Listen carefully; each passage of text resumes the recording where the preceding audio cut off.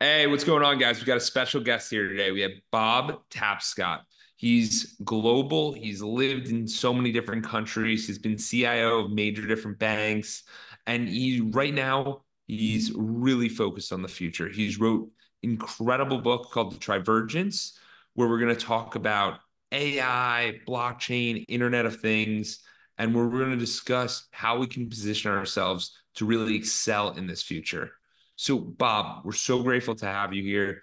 Thank Where did you. your where did your obsession with the future start? Where did that come up? Because so many of us are focused on, I just need to survive the here and now, and it's so hard to think so many years in the future and seeing all this happen.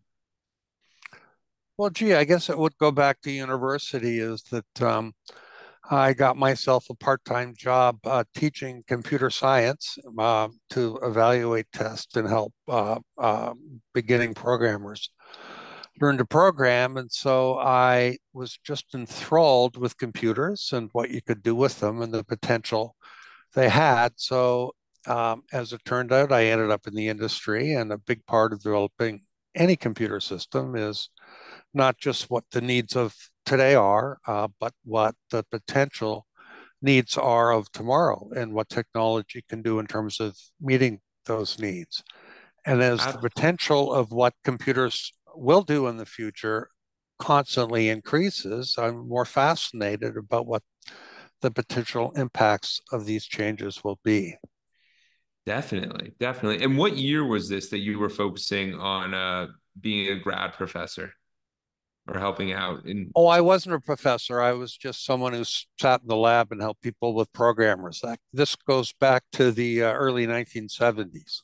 I, I just want to preface that because just to show how early you really were on these ideas.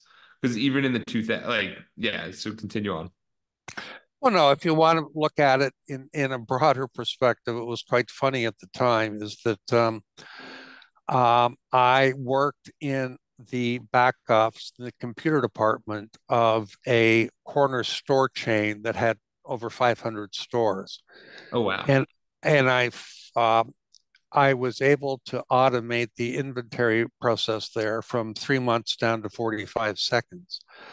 But the irony of all ironies, if I met, say, a woman somewhere, is that computers were so out back then, I was better off saying that I worked in a corner milk store than I worked in the computer department at the back end of a corner milk store. So I was involved in technology far before it was actually cool. Absolutely. Absolutely. So you've seen the transition and where did that journey take your career? Because I know you have a super interesting career and I just want to share that before we hop into the Trivergence and discussing all of the important stuff there. My background is crazy eclectic. I mean, my jobs have included water ski instructor, fighting forest fires. I worked in a mine in the Arctic. I was a nuclear medicine technician for a while. Um, I eventually ended up in Brussels developing an international banking system for Citicorp with like five other people. I ended up the CIO of various Canadian banks and other financial institutions. From there, I went to JP Morgan and worked on Wall Street in terms of complex derivatives. And from there, I was the chief designer and architect for the system used today to direct aircraft by computer that's used by Airbus and Boeing and the vast majority of the airlines in the world. So I have done many different things. I ran business intelligence for Quest as well at one point. Oh, So wow. my career has been all over the place. And just so the audience can get value here, how has that helped you in realizing what you want to do in your life? Because so many of us are like, what do we want to be when we grow up? And a majority of the time, it's always changing. A lot of the stuff we don't know about until it's finally there and we're actually doing it. So how'd you always view these new opportunities and think about going in different directions instead of the normal, hey, I'm climbing the corporate ladder. You just made your own ladder. Um, in some ways, I wasn't trying to climb anything. It's just I was completely fascinated by the power of computers and what they could do. And as the power grew and the cost went down, the applications of what was possible have increased. And particularly in the last 5 years, what computers can now do was unthinkable 10 years ago. It really is. I mean, from my perspective, not everyone had a laptop. It was like premier to have a like I'm 28 and people didn't have laptops, and then you start looking at the phones, and the phones from like when I got mine and like when I was way younger to today, the computing power is insane, which you know much more about. So for you, how has this transition, has there been a time ever like this where it's just moved so quickly with AI, blockchain, Internet of Things, and we'll describe all, give definitions on all those after. But have you ever seen tech move this quickly? Well, no, it is just exploding. And the reason for that is because of the trivergence of these three different technologies in a symbiotic fashion. Each is accelerating the others. And so you see a rate of change that's going to have vast and profound implications for society has begun, and it's only going to accelerate. Yeah. So let's just define each of these words so everyone understands. So what is AI? What does that mean? What does that represent? AI has been around for a very long time, is that, and it goes back in some ways 2 or 3 centuries ago. In 2010, Professor Pedro Domingos identified as basically five major tribes to trying to get computers to be intelligent. The first were symbolist or rules-based systems, which were predominant in the 1970s and the 1980s. They were called they were called expert systems at the time. Um, and they are still used in medicine and law today. The basic concept was that you would understand what an expert did to the best of the ability. You would hard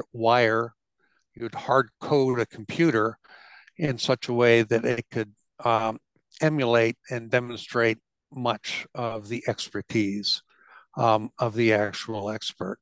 So that was one of the techniques that was used. Um, the second technique was called evolutionary genetic programs, um, inspired by the process of natural evolution.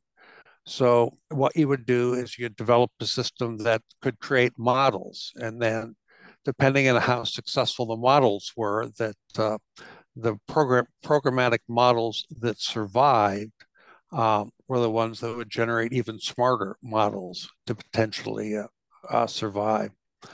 The third approach is called Bayesian, and it goes back to some math that Thomas Bayes did in 1763. Um, and basically, it's based on statistics. So it's used for making predictions, the most common of which would be political polling. Um, the fourth approach were analogizers or instance-based learners. Um, and in that particular case, you would look at a particular problem, you try to find something similar in a way, and learn from the closest analogy. But the one that is just taking off is a function of three different variables. Yes, there have been advances in the approach that's transforming the world today called neural networks, which is basically modeling a computer to work like the human brain. Uh, it was first envisioned back in the 1940s by Walter Pitts and Warren McCulloch, and it's been tried and failed and tried and failed about once a decade since the birth of the IBM personal computer in the 1980s.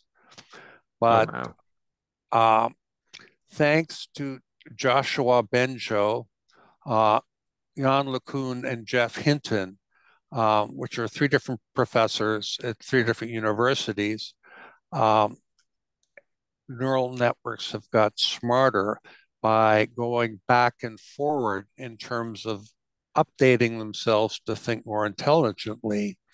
But the reason AI is actually exploding is a function of the trivergence. And if we can go back just a little bit here, about 10 or 11 or 12 years ago, the speed of a computer was a function of the chip on the computer. Call it the i3, the i5, the i9. Okay. Uh, and the increase in speed of those chips were limited by what's called Moore's law. That since 1970 is predicted that the number of transistors on a chip would double about every 2 years. So for the last 50 years, Moore's law has been a reasonable predictor of the speed and memory of computers, um, which is, fairly powerful. What it basically says is that computers will increase 1,000 times in power about once a decade. But along came blockchain mining, which has transformed that.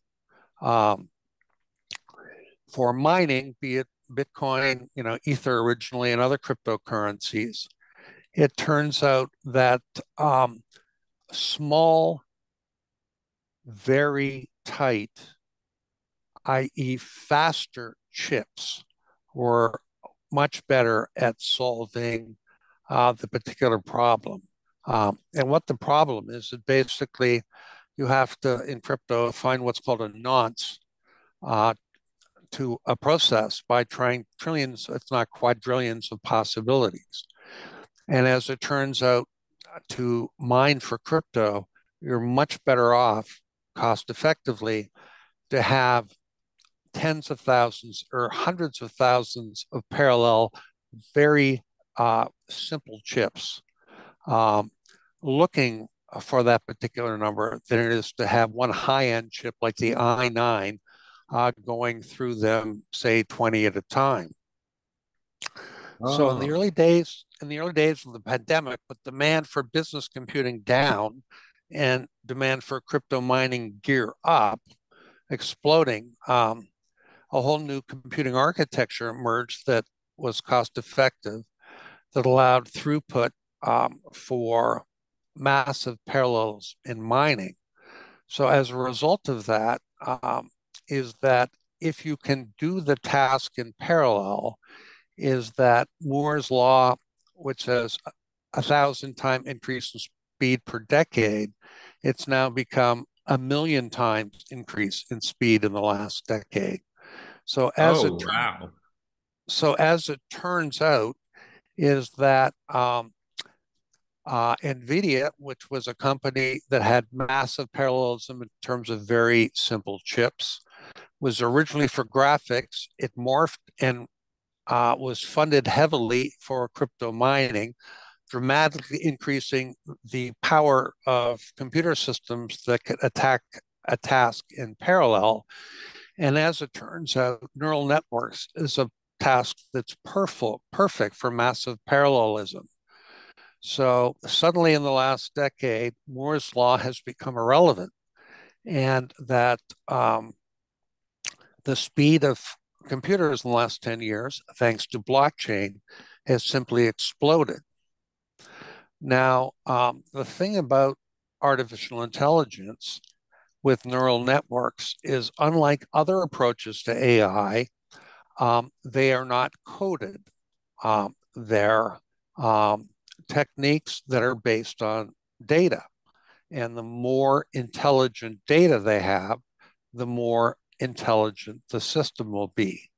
So, for instance, Chat GPT has basically scraped the internet. And there's currently a lawsuit because obviously one of the sources they scraped was the New York Times. But the intelligence of neural networks is a function of two things: the speed of the chips, thank you, blockchain, and the amount of data available. And this was actually at the end of the last century. I was working on evaluating the implementation of a maintenance system at North America's largest nuclear reactor complex.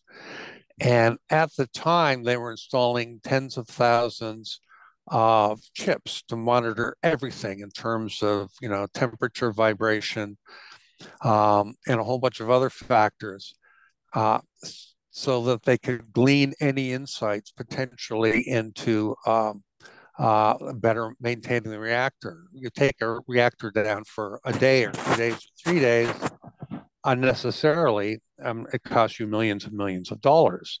So back Yeah. then, the cost of these processors, these chips, was very expensive, but the benefit was so large, it made sense to put them everywhere in a nuclear reactor. And eventually, they were called the Internet of Things.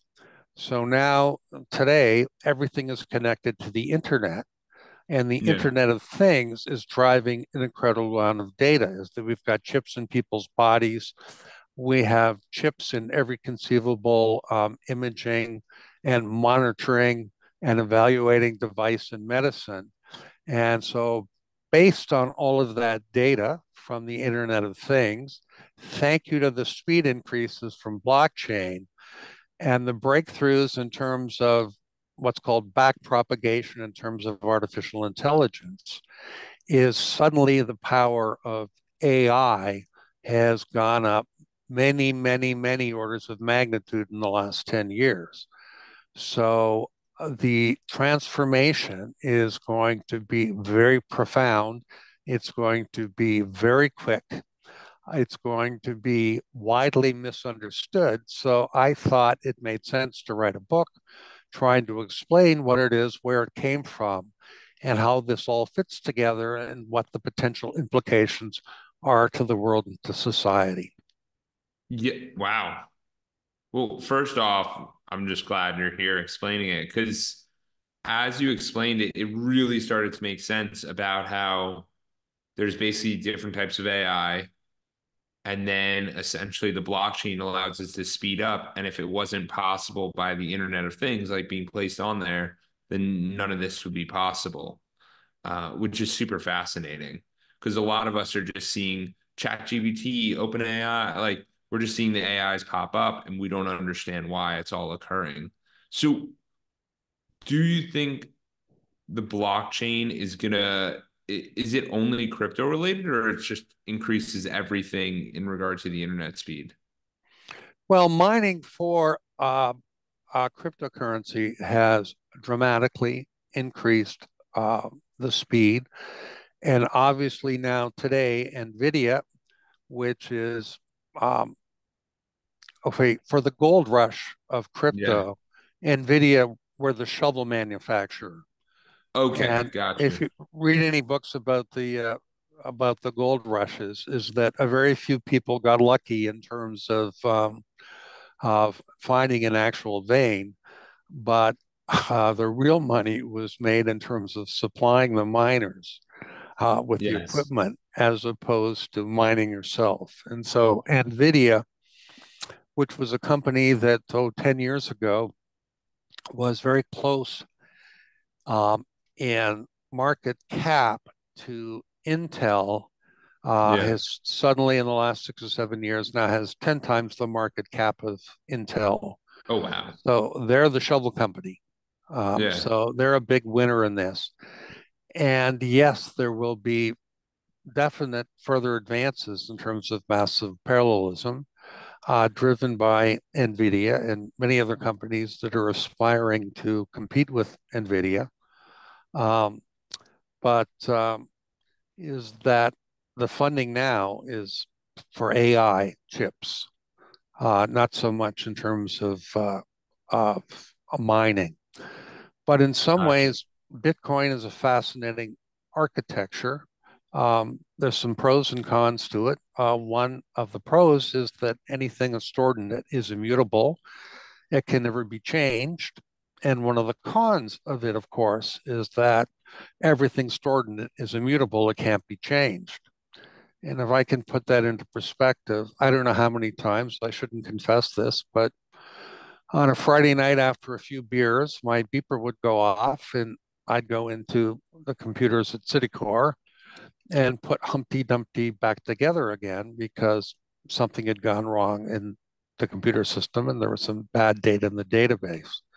So one of the challenges of blockchains is you've got to be darn sure that what you write in there is indeed true.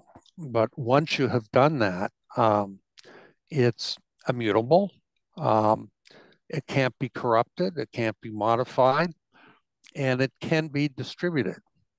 Yeah. Now, as I've articulated, is that he or she who has the most data wins.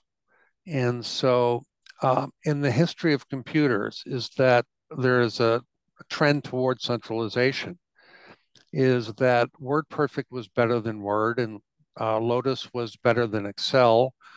But what eventually happened is department standardized on Microsoft Office. And before you know what happens, the company, and then the industry, and then the world. And so they're in technology for compatibility, for interoperability.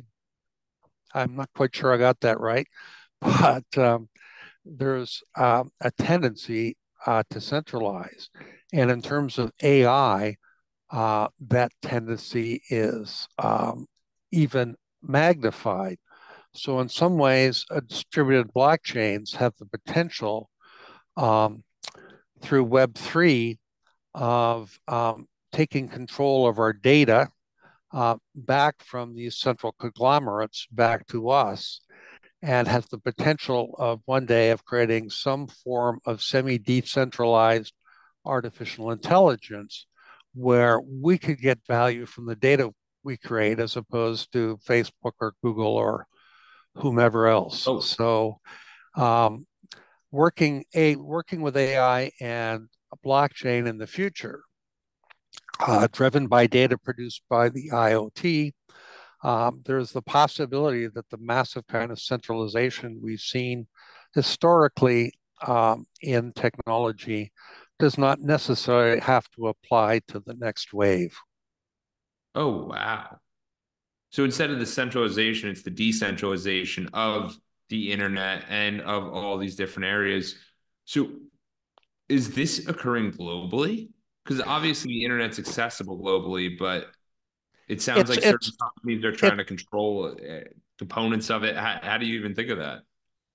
it's a concept more than an implementation now. And if you want to know more about it, my brother's son, my nephew, wrote a book about it. Alex Tapscott. It's called Web3. So um, I'm not saying that implementing distributed systems and taking out these massive conglomerates is going to be easy. The empire will certainly fight back, um, but it does lead to some intriguing possibilities. Absolutely. So what are individuals who are listening to this, what are like you're saying a lot of stuff right now. How is it going to impact people's lives? How will it impact someone's lives in the next 5 years? We can go 10 years and then maybe down the line even further. But how do you think it's going to impact lives? Well, I think for the next 5 years is that AI is going to be part of everyone's life in the context of the work they do, and in the context of helping around the house. Is that we've got to the point where robots are constructing robots, driving down the cost of it. So we're going to see um, the Trivergence materializing into the real world. Furthermore, in terms of almost any job you do, from writing to medicine to composing um, to almost anything, I think in the next 5 years is going to be assisted by artificial intelligence. So I think for the next 5 years, the path is pretty clear. Probably by the end of the decade, is that what we should see is a dramatic increase in overall productivity. But somewhere towards the end of this decade, is that AI having been on your desk and learning and understanding and collaborating in the context of what you do is going to have the ability to move from your desk into your chair. So, what happens then? There's some very tough and very real questions. Um, is that McKinsey and others have predicted that it could easily result in um, billions of people being unemployed. Oh, wow. Uh, Now, if you want to look back 100 years, John Maynard Keynes predicted that by today, we would not be defined by what our jobs are, is that when we talk to other people, um, the answer to what do you do would be defined by our hobbies and our interests because technology would have made for a much shorter work week. Um, Turns out he was wrong on that particular prediction, but in the next 5 or 10 years, that is a distinct possibility. There are also Orwellian possibilities where these centralized companies who've made their founders or their key shareholders worth hundreds of billions of dollars can end up being worth trillions of dollars. And this disruption could have a profound and negative impact on society as a whole. So, one of the things I hope to achieve from the book was to outline what issues are confronting and hopefully overcome the fear, uncertainty, and doubt and help politicians and others take more responsible action in terms of allowing this technology, the benefits to be accrued by everyone and end up with a much, much more beautiful world. So, what do you think that would entail? What would have to occur for people to have the beautiful world? Like, what should the individual be doing? I understand at the political level it can definitely help, but like, what should the individual be doing? Well, I mean, the first thing is the individual should become much more informed of what it is and what the potential is. Um, Over the next period, one of the major concerns is the thing about AI is that it fits the perfect definition of a psychopath in so much as it doesn't know when it's telling the truth and it doesn't know when it's lying. And when you scrape the internet, some of the conclusions you're going to come to are definitely false. Um, it has no moral, it has no ethics. It doesn't know right from wrong. And so I think in the short term is that we need to A, understand that, and B, to some degree hedge the overall risks. I mean, the top leaders in AI calls for a 6-month pause to help think through these issues. But the horse is out of the barn, the race is on. I think everyone in the industry knows that consolidation is an inevitability. And so everyone is racing, hopefully, to be, the company, the person, the shareholder that wins that overall consolidation.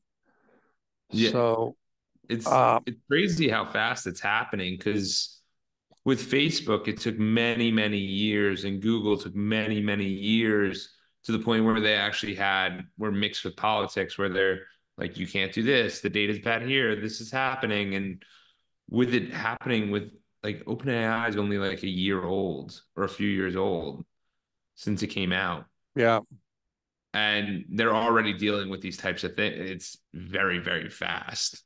And it's hard to even be prepared for these kind of situations. sure. And the last release of ChatGPT in the neural network went from, a few billion nodes to trillions of nodes. Oh, wow. So its size, its power, and its intelligence is increasing at a startling rate. But I think we have to come to the understanding is that it is going to be able to do um, an ever increasing slice of what people do today. And that's an inevitability that we're going to have to accept.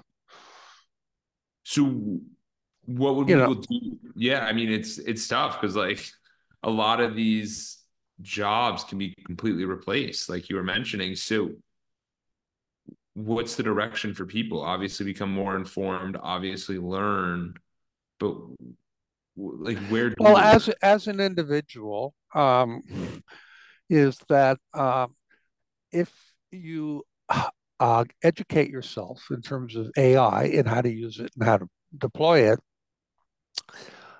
you clearly have a future. If you don't, um, then you should be deeply concerned. I mean, that's a place to begin with. Is that let's take radiology as a nuclear medicine technician from many, many decades ago.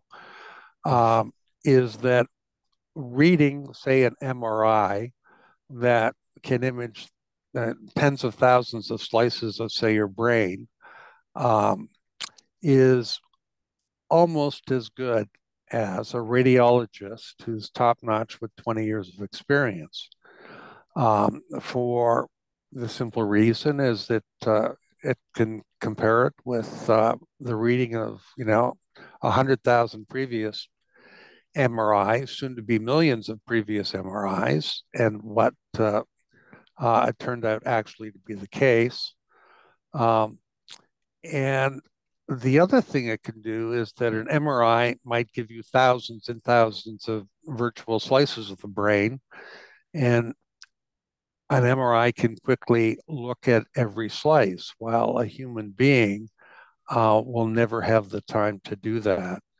So, um, And the other factor is that the AI doesn't get offended, the AI doesn't get upset, the AI doesn't get in fights.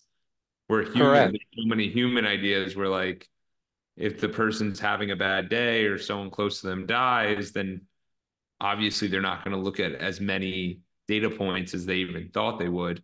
Well, the AI will just churn through millions of data points and give you the exact results that was fed to them, which is really interesting. And then the other factor, of course, is that you might tell an AI computer something that's a bit odd about your medical condition that you may not be willing or too embarrassed to share with a human being. Where, of course, it's going to have a profound impact is in the third world, because there are many people out there who are, in extreme poverty, but they have smartphones that, Yeah. for medicine or other things, that can help them, um, with everything from medicine to learning skills to get themselves out of poverty. Another profound area that'll be influenced is education,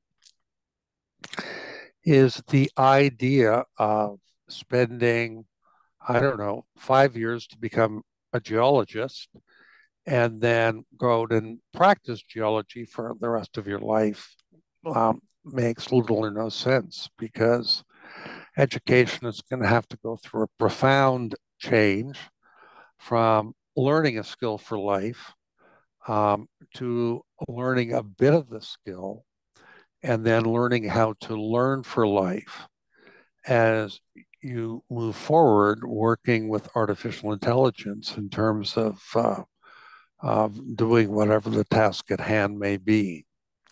So, That's that's going to be really interesting just because the schools are monetizing at rates. Like everyone's seen it, how the price of college has gone up so fast in comparison to people's incomes, comparison to all these different things. And if now there's a school offering, hey, we only need 6 months instead of 4 years, becomes a very interesting dynamic for what happens with all of that. But if people become more efficient because they're actually focused on the learning, not on the socialization, I mean, they can get a mix of both. It could be pretty interesting. in both Canada and the United States, many, many years ago, you could get a summer job that paid for your tuition. Um, and the degree to which governments fund education has gone down dramatically. And so there are many people that um, come out of university so in debt they'll never be able to dig themselves out of it. And in terms of, many entrepreneurs um, that have created, these wonderful new, you know, tools and techniques and industries, um, never would have had the opportunity to do that if they'd been saddled with massive student debt when they got out of college. So, um, in the U.S., for instance, the rate of people with degrees is going down. So, in a Well, world in which we need to be much smarter, is that I fear that we may end up with people that are less so.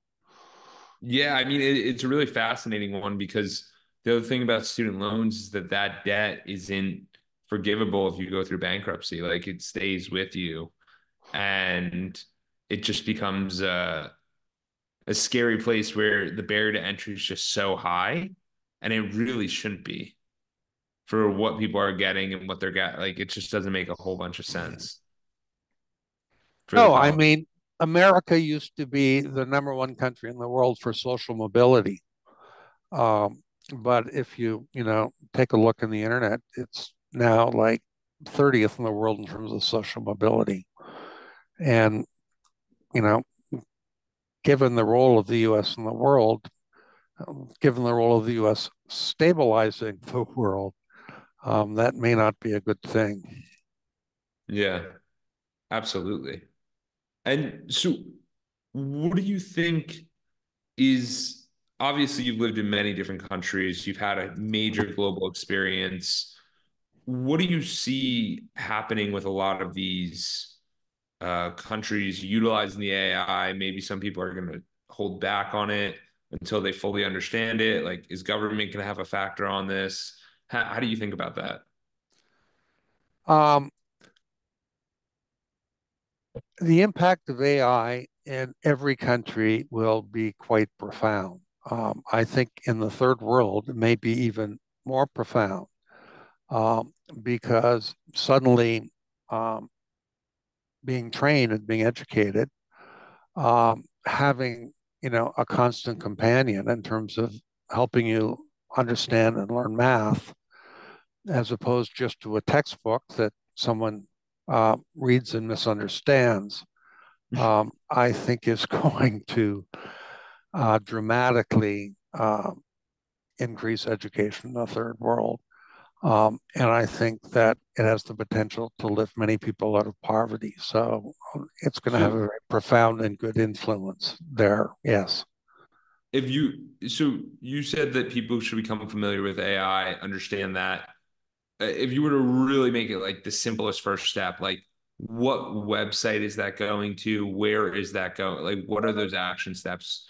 The reason I say that is just because I know when you said that to me, I thought, oh, does that mean I have to go to ChatGPT, or is it like some of the AI softwares I use for this podcast, or what exactly is the education portion? Because, yeah, Well, IBM offers a 10-hour free course on AI. That might be a good place to start, right?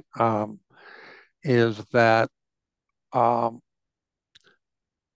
is it is be programming is becoming far less important a skill in terms of interfacing with AI. So if you don't know how to write the code to interface with an AI system, you know what? The AI system might write the code for you. So yeah, I mean, there are free courses out there that I think is a good place to start on all the major sort of online training systems. But it's going to impact your job one way or another. So you can be proactive or you can be reactive. And those that are reactive are the ones that are going to end up first to be unemployed. absolutely. And what was that 10-hour course who created that 10-hour course you said? I was just looking at it the other day. That's an IBM course. Oh, IBM. Okay. Yeah. Okay. I'm gonna put that in the show notes for sure. Because I think Okay. that would be super valuable for everyone. I can give you some URLs. Yeah, that'd be awesome. No problem. Be happy to. Because the major thing is, I really want people to understand like what you're saying is very, very interesting. And I just want people to, if they want to go further, I want them to have a place that they can go to that's like, oh, this makes a lot of sense. I don't have to spend any money. I don't have to do anything. I just have to dedicate time and really go and learn that because I think that's super valuable. So for you, how did you even come up with this trivergence? How did you even realize this? Because I don't see many, I've never heard anyone talk about this before, in all Okay. honesty, and I do a lot of different things. Well, I mean, I've tried and failed with AI over my career a number of different times. So that's always fascinated me is that my brother Don and my nephew Alex are among the top advocates of blockchain-based technologies as a whole. And the movement from KISS, complex instruction set computers, to reduced instruction set computers has been predicted for 30 years. And I was just fascinated to see how blockchain accelerated that overall trend. So the term trivergence came out of a conversation I had with my brother Don about how all these three factors were converging, and then we realized that three things can't um, converge. Three things have to triverge. So that's where the term came up from. That's awesome. That's awesome. And when did the book release? And where can people find the book? Uh, it was released in late February, and it's available everywhere. Awesome. I'm gonna put that all in the show notes. And can people, is it on like Amazon or any of it? Like, Yes, yes, and yes. okay, every platform. Fantastic. Every platform I've checked, it's there. Every platform, every place. We love that. And so, Bob, what so we have people should do AI courses. Is there anything else you'd recommend for them to do to increase their education on AI, blockchain, Internet of Things? Obviously, read the book. Is there anything else you'd recommend?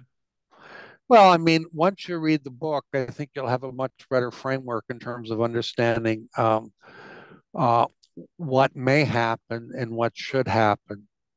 That, for instance, I mean, there's been a lot of studies that say that a 4-day work week is better than an exhausted 5-day work week.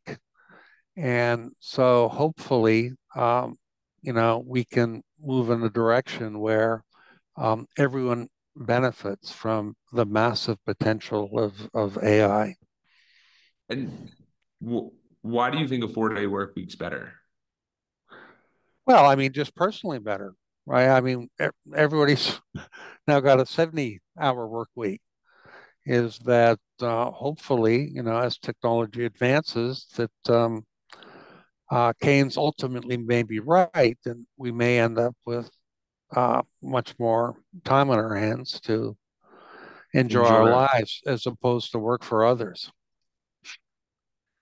With that concept, just because I know we got a few minutes left, and I'm just curious about your perspective, with you working so globally, seeing how everyone lives their life, what was the best model you kind of found for work-life balance in a way that allows you to get the most out of your life? Because I know you lived in Brazil, Europe, Canada, I believe the US. Yes, 3 cities in the U.S. Um, is that I think in some ways, in terms of the trivergence, is that the European model um, was one of the most enjoyable to me. In some ways, is that I worked in a computer center that when the computer system crashed, you could hear swearing in many different languages. And just I found working with people from different cultures had different perspectives that allowed for much greater creativity. Um, and in Europe, I don't know if you know this, but um, if you have a low end job, you get 4 weeks vacation. You have a high end job, you get 8 weeks vacation. So we may be moving more towards that model. But I think to a great degree, one of the questions should be asked is how can the trivergence of these technologies create greater social mobility within society as a whole? Yeah. And what do you mean by social mobility? Well, I mean the American dream: work hard, you get ahead. If Yeah. you focus, if you're smart, you can get ahead. And I think in some ways, the polarization, particularly in the U.S., and the anger of many is that the American dream to the younger generation is not as easily obtained as it was to my generation. That's clearly the case. Yeah, 100%. I mean, I see it happening every single day where everyone, when I do the coaching with people and I do groups and when I ask people what their 5-year vision is, all of them say, I want to get a home. And it's like, yeah, it's still ingrained in everyone, but at the same time, it's like, is that even achievable at this point for a majority of people just because the prices are so high versus the income that is coming in? And it can be a very challenging place. Sure. I mean, I worked for a bank, um, or I worked for many different banks for the first 20 years of my life. And after 20 years, I was able to afford a large home in downtown Toronto with a swimming pool. And my daughter is now a similar title. She's a VP of a financial institution. And the dream of getting a home, any home, for her seems completely unattainable, let alone a large house with a pool. Yeah. Um, that's not good. Yeah. And And the then trivergence could transform that dramatically. yeah, I mean, it really starts to affect people because even further along, as everything just keeps getting pushed up and pushed up, then there's not even those opportunities to kind of buy in or get in at the lower prices or any of that, where that's where a lot of the upside could be for a lot of individuals if they invest and get the right company or whatever it is. But a lot of those opportunities haven't been available in a long time. Yes, and soon we'll be able to produce robots that make robots that can make housing. Yeah. It's really fascinating. So what do you think the biggest thing to look out for everyone in the last 5 minutes? Because I want to like you say things and then I'm like, wow, that is profound. Like robots making robots that make houses. Like that means no more contractors. That means no more GC license. That means like what do you think is going to be the most profound thing that's going to occur? Like where do you see this going? Well, I mean, when we talk about the Industrial Revolution, uh, it was a wonderful thing. Overall, we've all benefited from it today in terms of this generation. But when it first came on stream, it was Dickens. It was horrifically polluted, um, 7-day work weeks, um, with people, living in extreme poverty.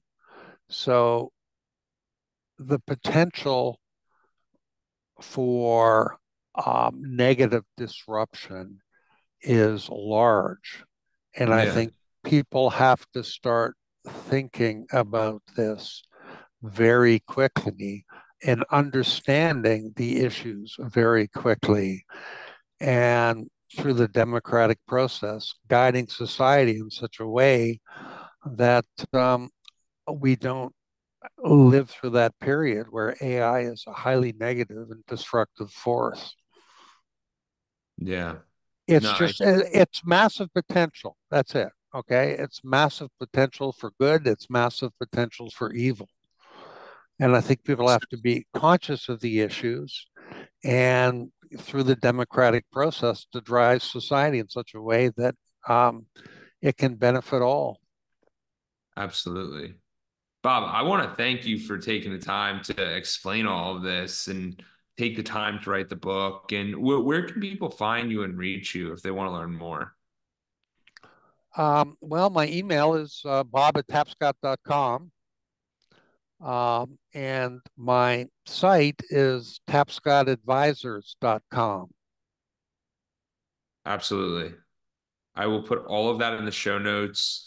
And I really appreciate the time, Bob. It's been a fascinating learning and just sharing with the audience because I think it's going to be a very helpful episode. So thank you. Great. And if you want to know more, the book Trivergence is generally available. Absolutely. I'll put that in the Amazon show notes as well. Thank you. You're a star. Thanks so much.